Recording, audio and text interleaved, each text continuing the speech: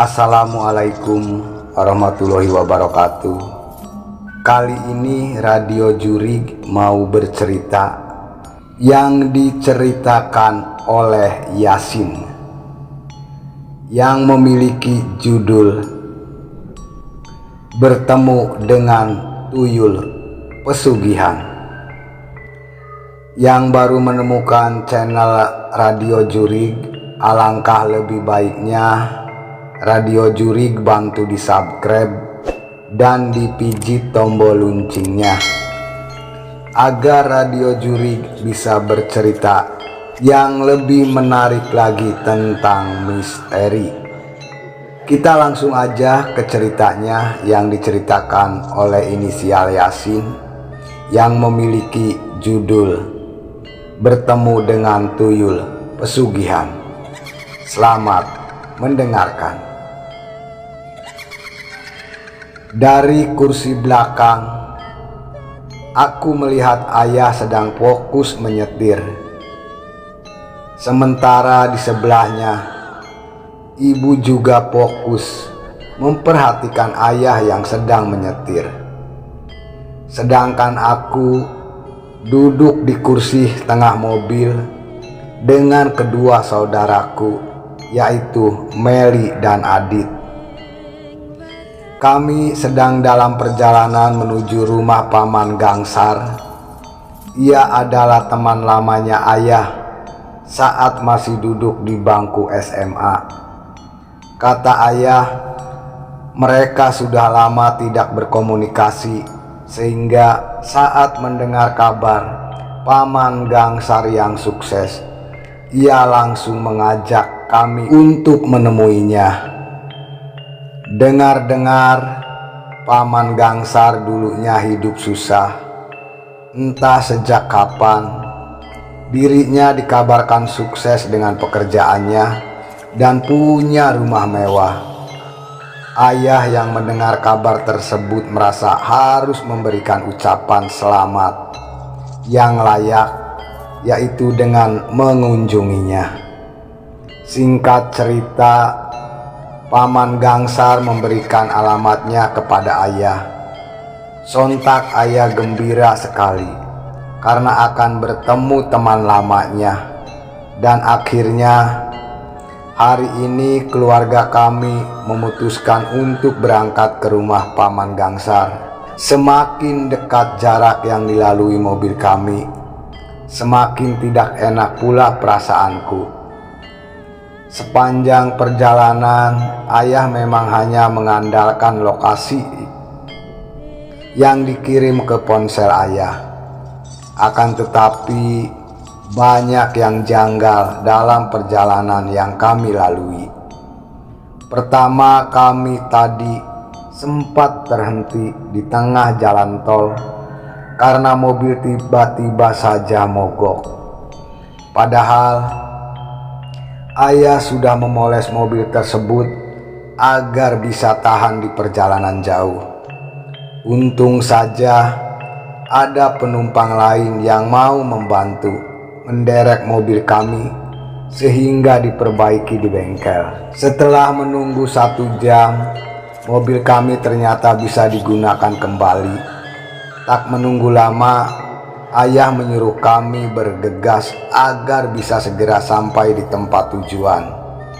Keanehan terjadi lagi ketika Meli muntah-muntah, padahal dia adalah anak paling kuat di antara kami. Dia jarang sekali sakit, apalagi muntah hanya karena mabuk perjalanan. Namun ibu tetap berpikir positif. Ia kemudian memberikan Meli obat anti mabuk perjalanan yang disiapkannya. Dan untungnya Meli tidak mual lagi setelah diobati oleh ibu. Dan sekarang kami apes lagi. Mobil kami mogok lagi di tengah hutan. Benar sekali, di tengah hutan. Dan anehnya, mana ada rumah di tengah hutan. Aku berusaha bertanya kepada ayah, apakah jalan yang dituju ini benar? Dia mengatakan kalau tidak ada yang salah dari lokasinya. Ayah kemudian menghubungi Paman Gangsar untuk menjemputnya di lokasi tersebut. Karena kata ayah, mobil kami mogok hanya berjarak 1 kilometer saja dari rumah Paman Gangsar. Tak lama kemudian Paman Gangsar pun datang.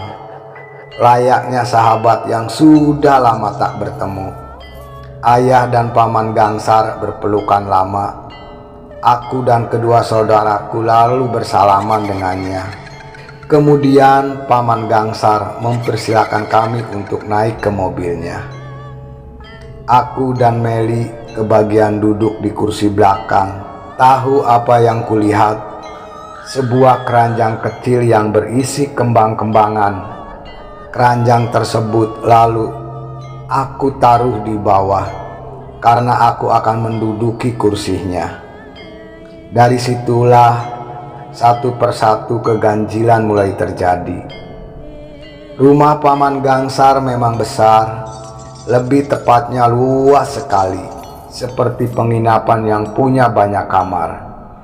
Setelah sampai, kami dijamu di ruangan tamu di mana ayah dan Paman Gangsar mengobrol ngaler ngidul sampai lupa waktu. Aku dan kedua saudaraku hanya manggut-manggut, terkadang ikutan tertawa, dan lama-kelamaan bosan dengan pembicaraan orang dewasa.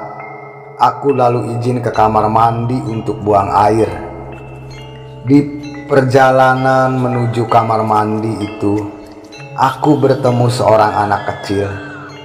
Ia berjongkok sendirian di depan televisi. Bisa jadi ini anak Paman Gangsar yang tidak suka bertemu dengan orang lain, apalagi menjamu tamu.